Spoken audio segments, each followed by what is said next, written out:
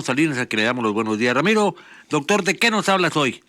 Buenos días, guía. Saludos a todos los compañeros de la mesa y los radioescuchas. Hoy, día 2 de noviembre, Día de los Difuntos, día en que celebramos esta fecha en donde recordamos a quienes han pasado a mejor vida. Les quiero compartir el libro de Juan Rulfo, Pedro Páramo.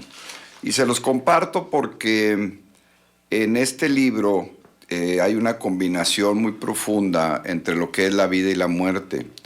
Hay una combinación y un entrelazamiento en lo que es la realidad y lo que es la fantasía. Pedro Páramo se ha convertido, o Juan Rulfo se convirtieron en un clásico de la literatura universal. Y para poderlo entender, pues hay que saber el contexto de la vida del propio Juan Rulfo. Él nació en 1917, prácticamente cuando se estaba consolidando la Revolución Mexicana, y les digo, se estaba consolidando porque era cuando se estaba promulgando la Constitución.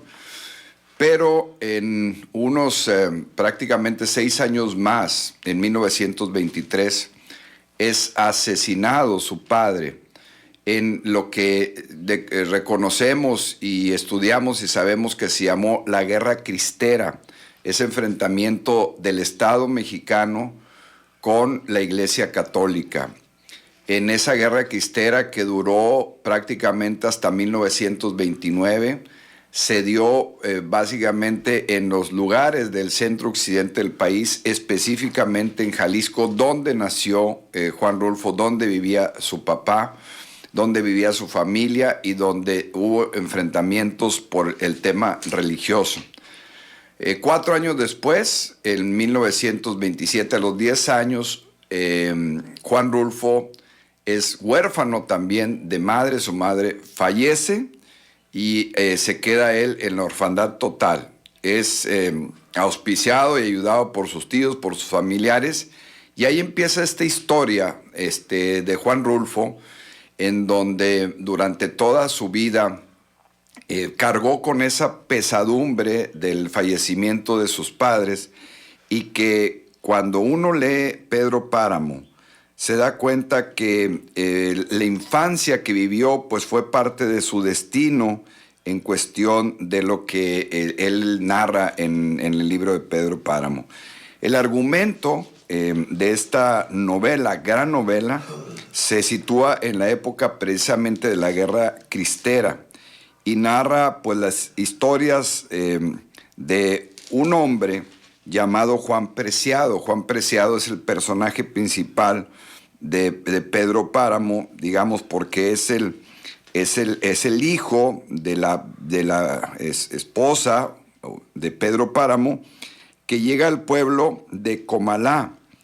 El pueblo de Comalá es un pueblo que existe, amables radioescuchas. Es un pueblo que está en el estado de Colima, es un pueblo mágico.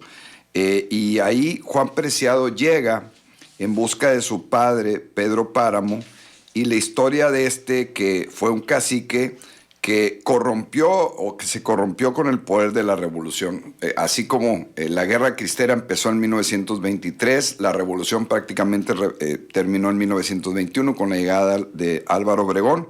Entonces, en este contexto de esos años 20 y 30 es donde se va generando esta historia. Pero debo de decirles que este libro de Pedro Páramo, de Juan Rulfo, se publicó por primera vez en 1955. Lo publicó el Fondo de Cultura Económica. Y en esos 20 años, digamos, desde que Juan Rulfo era un niño, fue acumulando estas historias en donde hace uso, por primera vez, yo estoy seguro en México, de lo que después se llamó el realismo mágico. Esta obra es catalogada por toda la literatura latinoamericana y universal como uno de los libros de mayor cumbre de la literatura española, y los mismos autores, ahorita voy a contarles lo que opinaba García Márquez y Borges de él, de lo que opinaban de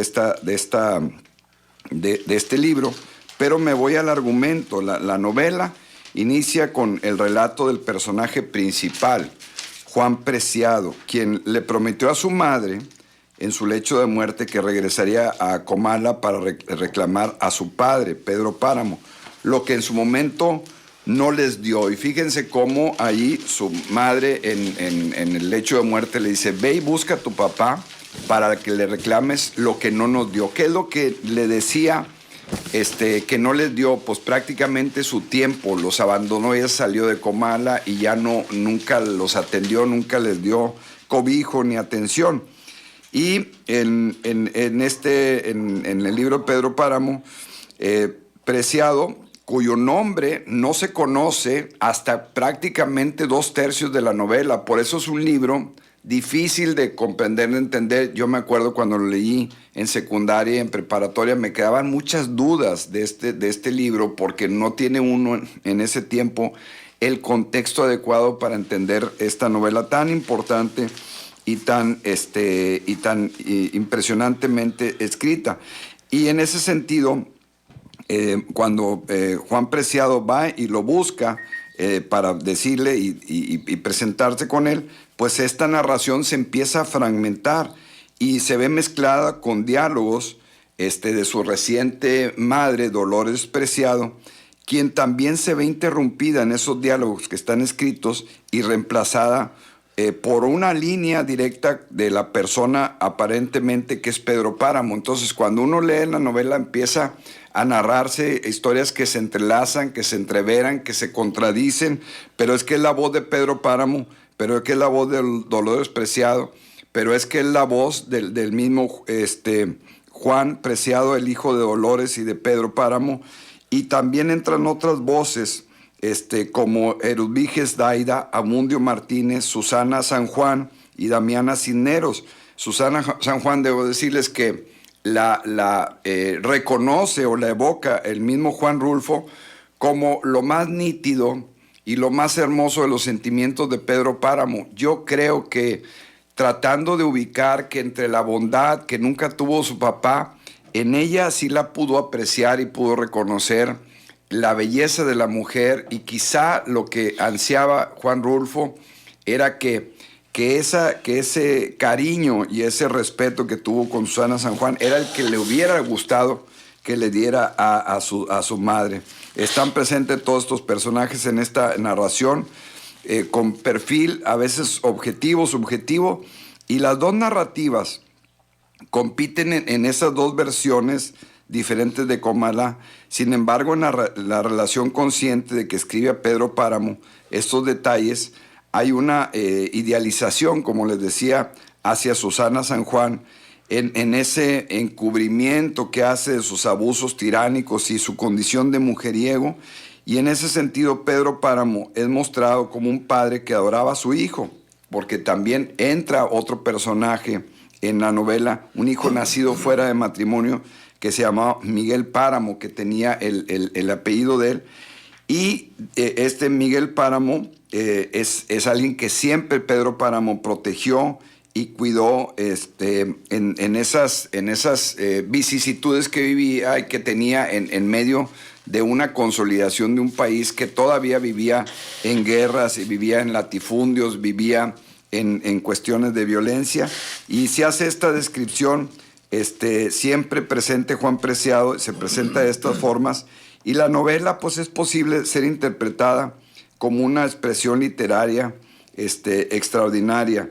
Y para darles unos pequeños fragmentos de ella, cuando se refería al amor hacia Susana, era lo único limpio que existía de aquella experiencia, y Susana pesaba más en su conciencia que sus crímenes que había cometido Pedro Páramo, los cuales habían sido instrumento para alcanzar el poder. Les voy también a compartir un fragmento en donde dice, en una parte de la novela, dice: acuérdate que a su madre, refiriéndose a la madre de un personaje urbano, Gómez, dice, acuérdate que a su madre le decían la berenjena, porque siempre andaba metida en líos, y de cada lío salía con un muchacho. Se dice que tuvo su dinerito, pero se lo acabó en los entierros, pues todos los hijos se le morían de recién nacidos, y siempre les mandaba cantar alabanzas, llevándolos al panteón entre músicas y coros de monaguillos que cantaban hosanas y glorias. Y la canción esa que cantaban, Señor, otro angelito, de eso quedó pobre porque le resultaba caro cada funeral. Por eso de las canelas que les daba a los invitados del velorio, solo le vivieron 2, el Urbano y la Natalia, que ya nacieron pobres y a los que ella no vio crecer, porque se murió en el último parto que tuvo ya de grande, pegada a los 50 años. La debes de haber conocido, pues era legadora y cada rato andaba en pleito con las marchantas en la plaza del mercado, porque le querían dar muy caro los jitomates. Pegaba de gritos y decía que le estaban robando. Después ya de pobre se le veía rondando entre la basura juntando rabos de cebolla, ejotes ya sancochados y algunos que otros cañutos de caña para que se les endulzara la boca a sus hijos. Tenía 2, como ya te digo, que fueron los únicos que se lograron. Después no se supo ya de ella. Entonces se ve cómo en estas narraciones el realismo mágico que reconocía García Márquez y todo estaba presente, porque desde el principio cuando le dice que su madre a Pedro Páramo para que fuera a buscar a su papá para encontrarle, dice, no vayas a pedirle nada, dice, exígele lo nuestro, lo que estuvo obligado a darme y nunca me dio. El olvido en que nos tuvo mi hijo, cóbraselo caro, le dice, así lo haré, madre, y así empieza la novela. Y por eso, Miguel Ángel, cuando le lleva Álvaro Mutis, que era un amigo de García Márquez, esta novela, a García Márquez. Sobre Álvaro Mutis. Sí, alguna vez le escuché decir a García Márquez que su corrector de estilo, el que le revisaba sus textos, era Álvaro Mutis. Álvaro Mutis. Claro. Me acuerdo que en una obra, creo que se llama Gaviero, el personaje de una novela de Álvaro Mutis. Sí. Fíjate cómo describe una frase de 6, 7 palabras. Dice, y el abanico del techo. Dice, ahí estaba, con tu asmática terquedad. Ajá, exactamente. Sí. O sea, con la constancia, la analogía, sí, pues. Sí. Qué bárbaro, qué tipo tan especial Álvaro Mutis. Exactamente. Y por eso cuando García Márquez, cuando lee 2 libros que él dice, son los que me enseñaron a escribir. Kafka, cuando Gregor Samsa, ¿te acuerdas la narración que se convierte en un escarabajo? Ajá. Cuando él lee, dice, esto es lo que yo quiero escribir. Y cuando le da Álvaro Mutis, el Pedro Páramo, dice, léete esta vaina, porque así dicen ellos en Colombia. Y dice, la leí 3 veces, no me pude dormir. Este era el realismo mágico. Quien inventó el realismo mágico fue Juan Rulfo, fue nuestro mexicano Juan Rulfo. Claro. Ya García Márquez y todos los demás fueron copia de Juan Rulfo. Hay que reconocerle al gran Netflix, escritor. Creo que realizó su película. Fue Netflix, ¿verdad? Yo la vi, la de Pedro Páramo. Así es. Sí. Muy bien lograda. Sí, claro.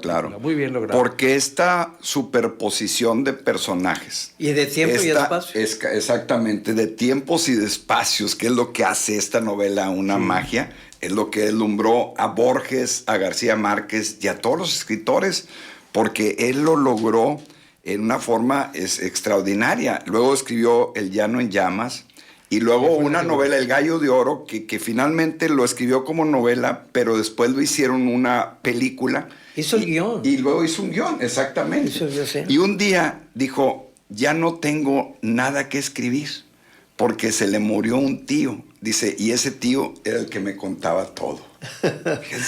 Así terminó la historia. Sí, Él murió en 1986. Tenía 67, 68 años en la Ciudad de México. Y siempre que le decían que por qué no escribía, dijo, porque ya no tengo nada que decir. Es correcto, maestro. Ya no así tengo decía. Nada que Él decía, porque durante 20 años ya no escribió nada. Y decía, es que ya se murió mi tío, que era el que me contaba todo. Imagínense que... Qué buena talida. Exactamente, sí. Pero fíjate que en las universidades europeas y de otros países hay una cátedra sobre Juan Rulfo. Lo revisan, lo analizan, le sirve como modelo a la gente que está estudiando literatura. Es correcto, así es, sí. No, pero hay algo, fíjate que no creas, en todas las manifestaciones artísticas hay gente que después de un periodo muy productivo dejan de producir. Sí.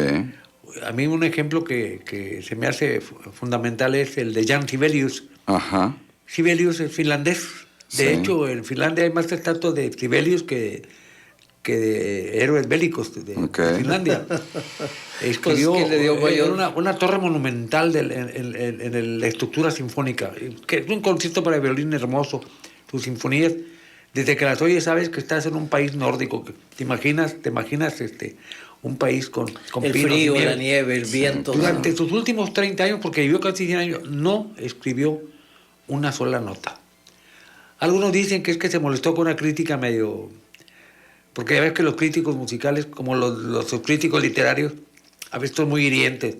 Y a lo mejor a veces hasta sin fundamento, o sea, nomás Sí. por el afán de fastidiar. Y otros dicen que como tenía problemas con el alcohol, desarrolló una temblorina en las manos, le llaman temblorinas a la... Parkinson. Antes le llamaban parálisis agitante. Y eso le dificultaba. Y es Aquí cierto, le decimos mal de el San Vito. escribir en papel pautado, pues cómo, pero Claro, pues, durante no. 30 años no escribió una sola nota. Sibelius. Pero antes había escrito 2 conciertos, 7 sinfonías, mucha música de cámara, en fin, una obra Fíjate que muy grande. alguien alguna vez Sí. dijo que los críticos son individuos que fracasaron en lo que critican. Un pintor que no se cuajó, critica la pintura, y así los músicos, No, y así hombre, todo. no te digo que Sansón era muy canijo, y una vez concursando